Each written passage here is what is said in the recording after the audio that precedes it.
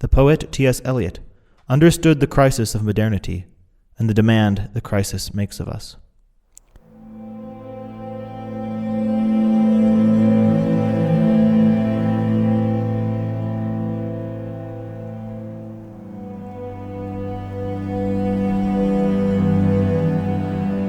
He wrote a series of poems called Choruses from the Rock, which expresses the barrenness of the post-Christian world.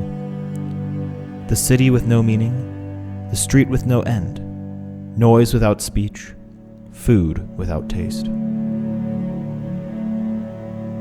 This barrenness can be experienced not only in the secular world, but in certain aspects of the Catholic Church, inasmuch as its institutions have been invaded by this post-Christian world.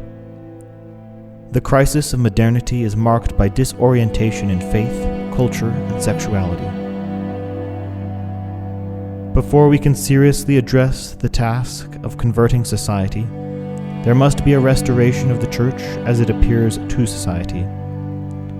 The physical churches, the schools, the people one finds in them, the sacred liturgy celebrated in them, the books used or sold in them, all the things people encounter when spiritual hunger drives them to seek out the mystical body of Christ.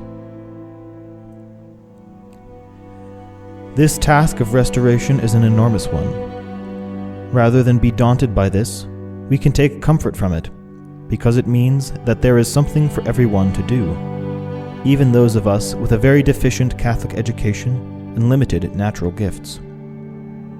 We can teach our children the old catechisms. We can help arrange a pilgrimage. We can support the priests who are offering the traditional Mass.